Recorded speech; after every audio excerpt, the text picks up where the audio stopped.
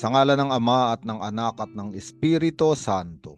Panginoon, isugo mo ang iyong espiritu at pagpanibaguhin mo ang muka ng aming mundo.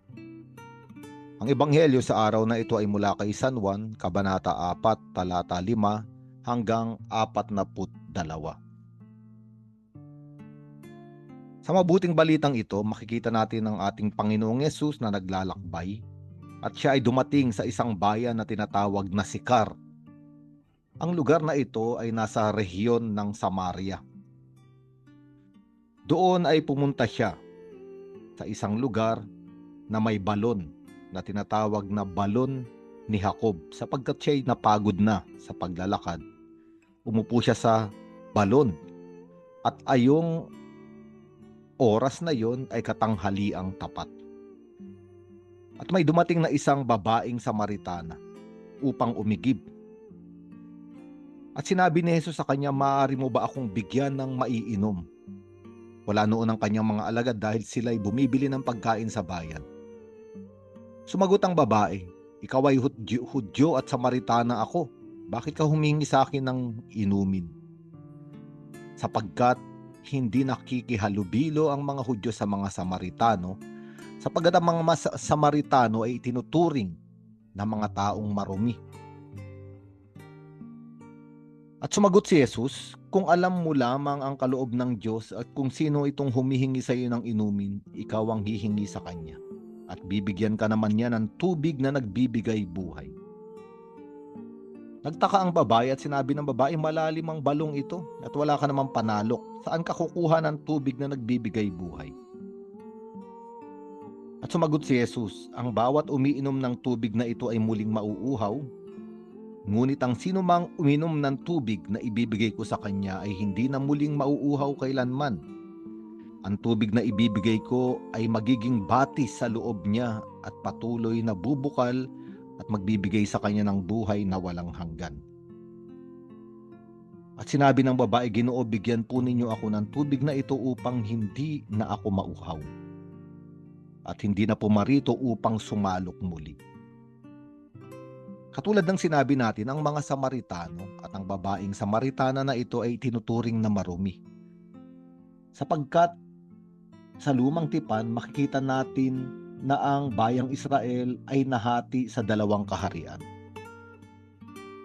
At sa kaharian sa norte, ang kapital na bayan ay Samaria.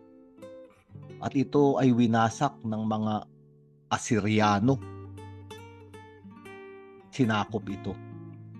At upang pahinain ang patriotismo o nasyonalismo ng mga tao roon, isang patakaran ng mga taga-Assyria ay itapon sa ibang mga lugar at bansa ang malaking bahagi ng populasyon. At ganun nga ang ginawa nila sa Samaria. At nag-iwan lamang sila ng isang maliit na porsyento ng populasyon ng mga tao. At kasabay nito ay nagdala ang mga taga-Assyria ng 5 uri ng mga mamamayan mula sa 5 mga lugar o bansa. At ang mga 5 uri ng mga mamamayan na ito o mga tao ay nagdala ng kani-kanilang mga Diyos. At ang 5 mga Diyos-Diyosa na dala ng mga taong ito ay nasama sa mga Hudyo na naiwan sa Samaria, kaya may 6 na Diyos sa Samaria. Ang Diyos ng Israel at ang mga 5 Diyos, 5 Diyos-Diyosan ng mga taong dumating.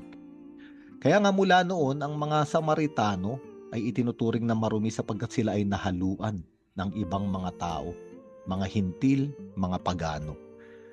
Para sa mga Israelita, ang isang taong nakihalubilo, nakahawak, nagkaroon ng ugnayan sa mga hintil at pagano na marurumi ay nagiging marumi rin. Kaya nga naman, nagtaka ang babaeng Samaritana sa tagpong ito sapagkat si Jesus ay humihingi sa kanya ng tubig.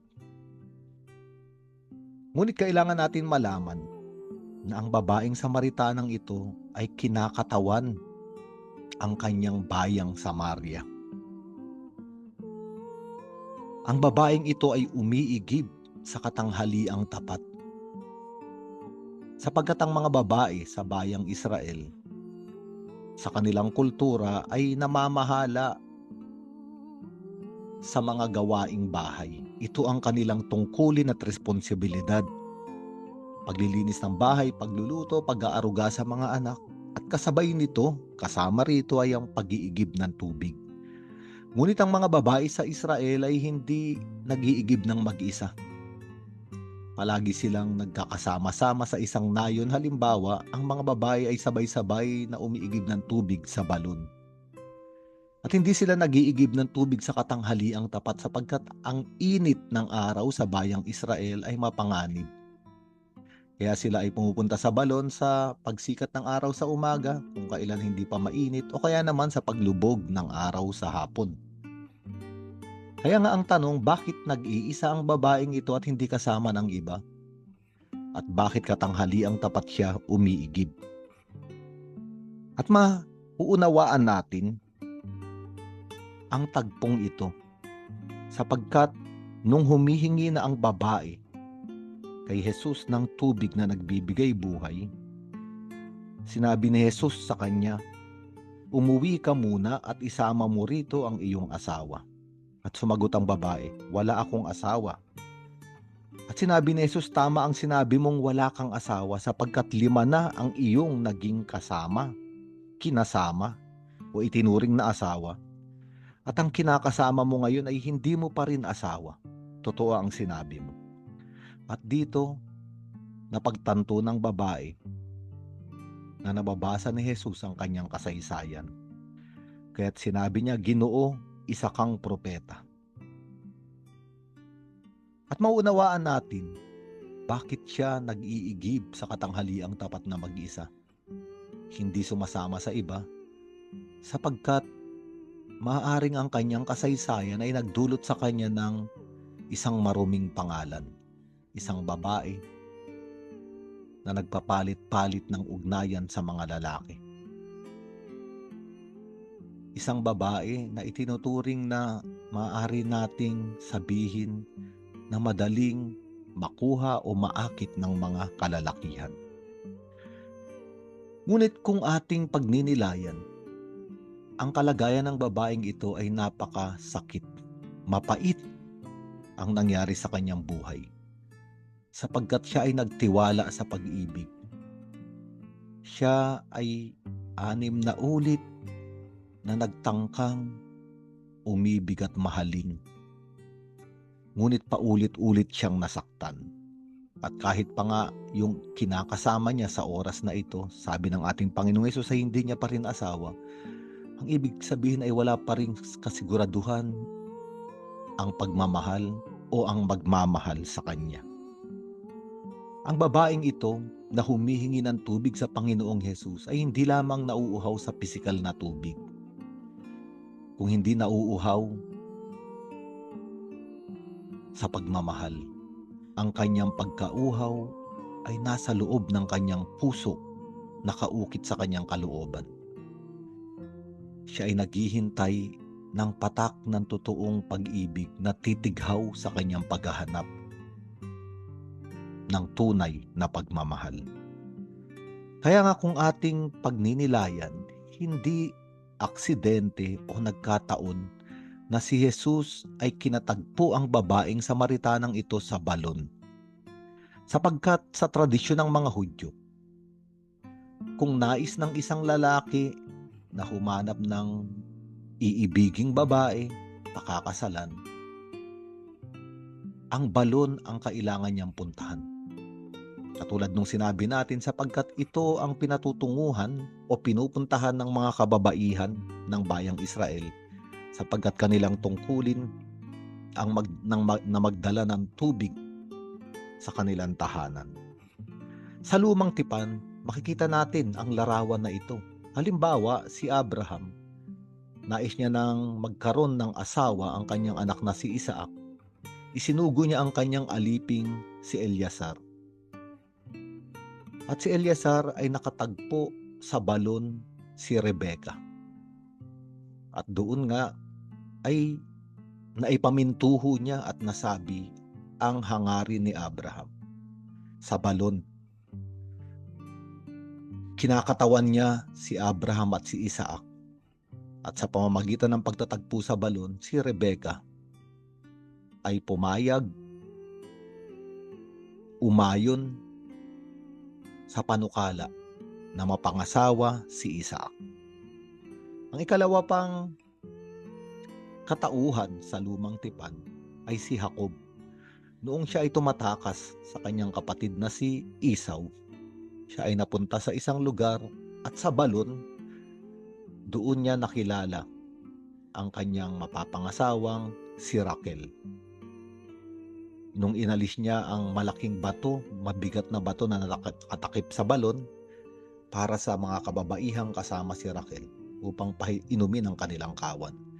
Ang pagtatagpo sa balon ay nagdala sa pagpapakasal ni Jacob. Unang-una kay Leah at ikalawa ay kay Raquel. Ang isa pang pangyayari sa lumang tipan ay si Moises. Nung siya ay tumakas sa Ehipto, nakatagpo niya rin sa balon ang kanyang mapapangasawang babae na si Sipora. At kung ating pagninilayan, ang balon ay tagpuan ng pagmamahalan, tagpuan ng pag-ibig.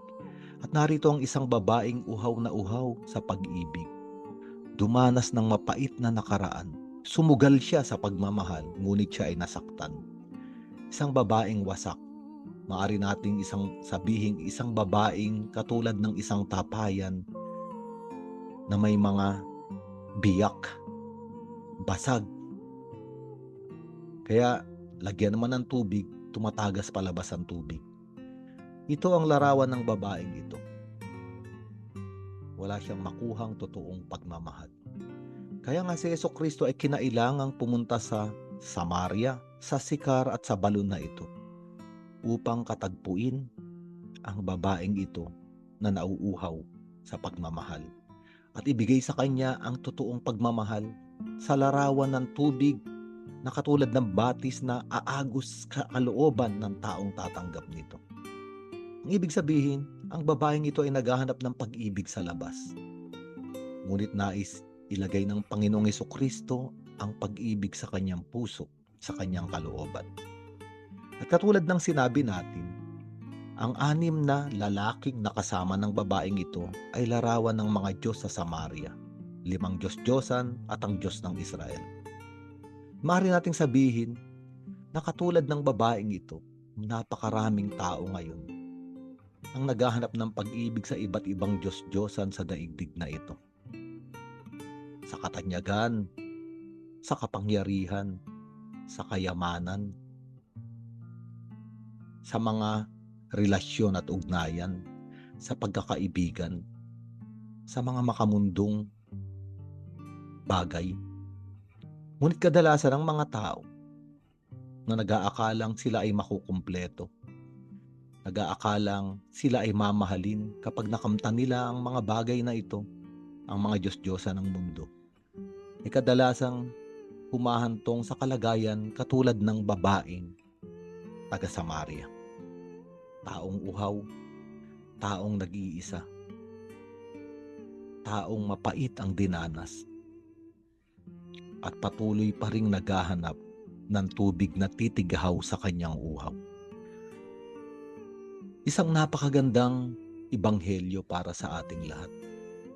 Sapagkat ang salita ng Diyos na ipinapahayag sa atin ngayon, ang mabuting balitang ito, ay katulad ng tagpuan ng pag-ibig sa balon. Tayo ay kinakatagpo ng Panginoon. At para bang sinasabi sa atin na nauunawaan niya tayo. Tayo ay naghanap ng iba't ibang pag-ibig. Tayo ay nasaktan. Tayo ay humabol sa iba't ibang mga pangarap. Tayo ay nabigo. Tayo ay tumungo sa iba't ibang ugnayan at relasyon at tayo ay napagod. Para bang sinasabi sa atin ng ating Panginoon, tanggapin mo ang aking pag-ibig. Ito ang tubig na bubukal mula sa iyong kalooban. Hindi mo na kailangang lumabas. Hindi mo na kailangang mag-apuhap sa malalayong lugar.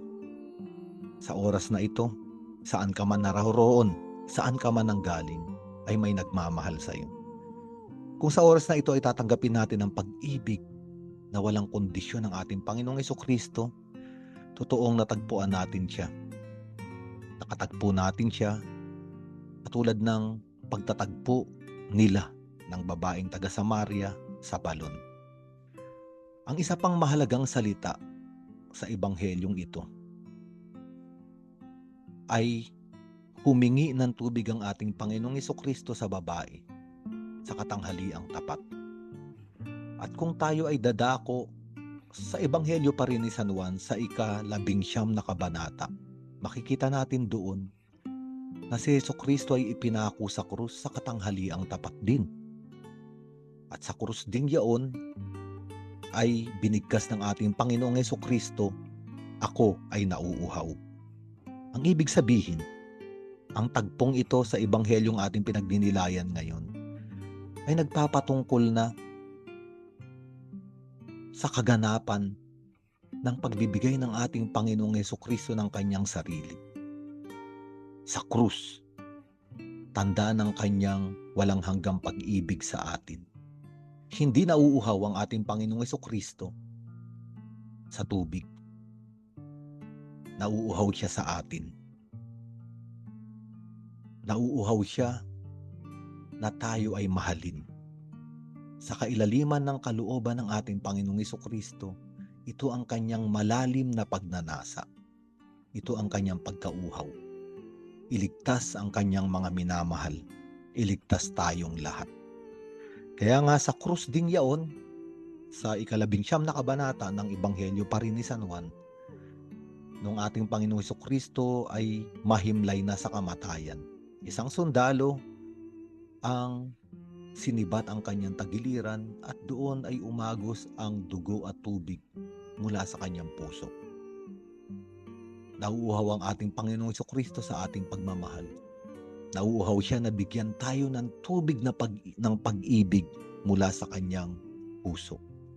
Upang hindi na tayo mapagod maghanap, upang hindi na tayo manatili sa mapait na kasaysayan ng makamundong pagmamahalan. Sapagkat sa oras na ito tayo ay pinapangakuan ng Panginoon. Isang makalangit na pag-ibig, isang pagmamahal na kayang mahalin kung sino man tayo. Sa ngalan ng Ama at ng Anak at ng Espiritu Santo.